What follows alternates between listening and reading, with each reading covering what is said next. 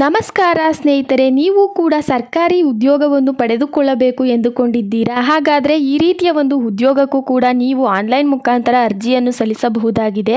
ಯಾರೆಲ್ಲ ಅಂಚೆ ಕಚೇರಿ ಉದ್ಯೋಗವನ್ನು ಪಡೆಯಲು ಬಯಸುತ್ತೀರೋ ಅಂಥವರು ಅರ್ಜಿಯನ್ನು ಸಲ್ಲಿಸಬಹುದು. ವಿದ್ಯಾರ್ಹತೆ 10ನೇ ತರಗತಿಯಾಗಿದೆ. 10ನೇ ತರಗತಿಯಲ್ಲಿ ಪಾಸಾದಂತಹ ಅಭ್ಯರ್ಥಿಗಳಿಗೆ ಈ ಉದ್ಯೋಗ ನೇಮಕಾತಿಯಾಗುತ್ತದೆ. ಯಾವುದೇ ರೀತಿಯ ಪರೀಕ್ಷೆಗಳು ಕೂಡ ಇರುವುದಿಲ್ಲ. ಈ ಹುದ್ದೆಯ ಹೆಚ್ಚಿನ ಮಾಹಿತಿ ಈ ವಿಡಿಯೋದಲ್ಲಿದೆ ನೋಡಿ. ಯಾರಿನ್ನೂ ಸಬ್ಸ್ಕ್ರೈಬ್ ಮಾಡಿಕೊಂಡಿಲ್ವೋ ಕೂಡಲೇ ಟಾಪ್ ಟಾಲ್ಕರ್ ಯೂಟ್ಯೂಬ್ ಚಾನಲ್ ಅನ್ನು ಸಬ್ಸ್ಕ್ರೈಬ್ ಮಾಡಿಕೊಂಡು ವಿಡಿಯೋಗೊಂದು ಲೈಕ್ ಕೊಡಿ ಸ್ನೇಹಿತರೆ. 32,000 ಹುದ್ದೆಗಳು ಭರ್ತಿಗೆ ಅಧಿಸೂಚನೆ ಬಿಡುಗಡೆಯಾಗಿದೆ. ಈ 2024ನೇ ಸಾಲಿನಲ್ಲಿ ಅಂಚೆ ಇಲಾಖೆಯು ಒಟ್ಟು 32,000 ಉದ್ಯೋಗವನ್ನು ನೇಮಕಾತಿ ಮಾಡಿಕೊಳ್ಳಲು ಮುಂದಾಗಿದೆ. ಯಾರೆಲ್ಲ 10ನೇ ತರಗತಿ ಪಾಸ್ ಮಾಡಿ ಉದ್ಯೋಗವನ್ನು ಹುಡುಕುತ್ತಿರುತ್ತಾರೋ ಅಂಥವರಿಗೆ ಉದ್ಯೋಗಾವಕಾಶವನ್ನು ಒದಗಿಸಿಕೊಟ್ಟಿದೆ. ಭರ್ಜರಿ ಉದ್ಯೋಗಾವಕಾಶ ಎಂದೇ ಹೇಳಬಹುದು. ಏಕೆಂದರೆ ಸಾಕಷ್ಟು ಬಾರಿ ಕಡಿಮೆ ಸಂಖ್ಯೆಯ ಹುದ್ದೆಯನ್ನು ಭರ್ತಿ ಮಾಡುತ್ತಿದ್ದ ಅಂಚೆ ಕಚೇರಿ ಈ ಬಾರಿ ಬರೋಬ್ಬರಿ ಈ ವರ್ಷದಂದು 32,000 ಹುದ್ದೆಗಳು ಭರ್ತಿ ಮಾಡಲು ಮುಂದಾಗಿದೆ. ಅಭ್ಯರ್ಥಿಗಳ ವಯೋಮಿತಿಯ ಮಾಹಿತಿ.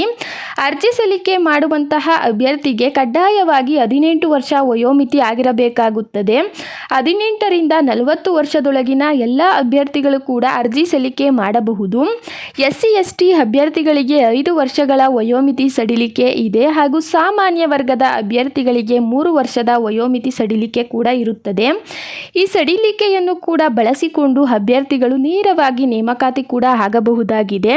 ಅಭ್ಯರ್ಥಿಗಳ ವಿದ್ಯಾರ್ಹತೆಯ ಮಾಹಿತಿ ಹೀಗಿದೆ ಸ್ನೇಹಿತರೆ. ಈ ಒಂದು ಹುದ್ದೆಯು ಯಾವುದೇ ಪರೀಕ್ಷೆ ಇಲ್ಲದೆ ನೇಮಕಾತಿ ಕೂಡ ಆಗುತ್ತದೆ. ಆದ ಕಾರಣದಿಂದ 10ನೇ ತರಗತಿ ಪಾಸ್ ಆದವರಿಗೆ ನೇಮಕಾತಿ ಕೂಡ ಮಾಡಿಕೊಳ್ಳಲಾಗುತ್ತದೆ. ಮೆರಿಟ್ ಲಿಸ್ಟ್ ಅನ್ನು ಬಿಡುಗಡೆ ಮಾಡಿ ಆ ಮೆರಿಟ್ ಲಿಸ್ಟ್ ನಲ್ಲಿ ಯಾರೆಲ್ಲ ಬಂದಿರುತ್ತಾರೆ ಅಂತವರಿಗೆ ಉದ್ಯೋಗವನ್ನು ನೀಡುತ್ತಿದೆ ಅಂಚೆ ಇಲಾಖೆ. ಹುದ್ದೆಗಳಿಗೆ SSLC ಪಾಸ್ ಆದ ಅಭ್ಯರ್ಥಿಗಳಿಗೆ ದೊರೆಯುತ್ತದೆ.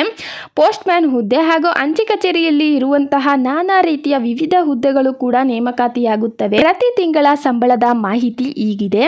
ನೇಮಕಾತಿಯಾಗುವಂತಹ ಅಭ್ಯರ್ಥಿಗೆ 12ರಿಂದ 14,000 ಹಣವನ್ನು ಪ್ರತಿ ತಿಂಗಳು ಕೂಡ ನೀಡಲಾಗುತ್ತದೆ ಹಾಗೂ ಸರ್ಕಾರದ ಸೌಲಭ್ಯವನ್ನು ಕೂಡ ಒದಗಿಸಲಾಗುತ್ತದೆ. ಈ ಅಭ್ಯರ್ಥಿಗಳಿಗೆ ಇನ್ನು ಅನೇಕ ಸೌಲಭ್ಯದೊಂದಿಗೆ ಕೆಲಸವನ್ನು ಕೂಡ ನಿರ್ವಹಿಸಬಹುದು. ಅರ್ಜಿ ಶುಲ್ಕದ ಮಾಹಿತಿ ಹೀಗಿದೆ. SC ST PWD ಅಭ್ಯರ್ಥಿಗಳನ್ನು ಹೊರತುಪಡಿಸಿ ಸಾಮಾನ್ಯ ವರ್ಗದವರು ಮಾತ್ರ 100 ಹಣವನ್ನು ಅರ್ಜಿ ಶುಲ್ಕವಾಗಿ ಪಾವತಿ ಮಾಡಬೇಕಾಗುತ್ತದೆ. ಅರ್ಜಿ ಸಲ್ಲಿಸುವ ಸಂದರ್ಭದಲ್ಲಿ ಈ ಒಂದು ಅರ್ಜಿ ಶುಲ್ಕವನ್ನು ಕೂಡ ಪಾವತಿ ಮಾಡಿರಬೇಕಾಗುತ್ತದೆ. ಪೋಸ್ಟ್ ಮ್ಯಾನ್ ಹುದ್ದೆಯ ಆಯ್ಕೆ ಪ್ರಕ್ರಿಯೆ ಹೀಗಿರುತ್ತದೆ. ಯಾರೆಲ್ಲ ಈ ಒಂದು ಹುದ್ದೆಗಳಿಗೆ ಅರ್ಜಿಯನ್ನು ಸಲ್ಲಿಸುತ್ತೀರೋ ಅಂಥವರು ಯಾವುದೇ ರೀತಿಯ ಪರೀಕ್ಷೆಯನ್ನು ಕೂಡ ಬರೆಯುವ ಹಾಗಿಲ್ಲ. ಯಾವುದೇ ಲಿಖಿತ ಪರೀಕ್ಷೆಗಳು ಕೂಡ ಈ ಹುದ್ದೆಗಳಿಗೆ ಬೇಕಾಗುವುದಿಲ್ಲ. ನೇರವಾಗಿ ಅಭ್ಯರ್ಥಿಗಳು ಕೂಡ ನೇಮಕಾತಿಯಾಗುತ್ತಾರೆ. ಮೆರಿಟ್ ಲಿಸ್ಟ್ ಆಧಾರದ ಮೇರೆಗೆ ಈ ಹುದ್ದೆಗಳು ಕೂಡ ನೇಮಕಾತಿಯಾಗುತ್ತವೆ. ವಿಡಿಯೋವನ್ನು ನೋಡಿದ್ದಕ್ಕೆ ಧನ್ಯವಾದಗಳು. ಇದೇ ರೀತಿಯ ಮಾಹಿತಿಗಳಿಗಾಗಿ ನಮ್ಮ ಟಾಪ್ ಟಾಲ್ಕರ್ ಯೂಟ್ಯೂಬ್ ಚಾನಲ್ ಅನ್ನು ಸಬ್ಸ್ಕ್ರೈಬ್ ಮಾಡಿಕೊಳ್ಳಿ. ಯಾರಿನ್ನೂ ವಿಡಿಯೋಗೆ ಲೈಕ್ ಕೊಟ್ಟಿಲ್ವೋ ಕೂಡಲೇ ಲೈಕ್ ಮಾಡಿ ಈ ಒಂದು ವಿಡಿಯೋವನ್ನು ನಿಮ್ಮ ಸ್ನೇಹಿತರಿಗೂ ಕೂಡ ಶೇರ್ ಮಾಡಿರಿ.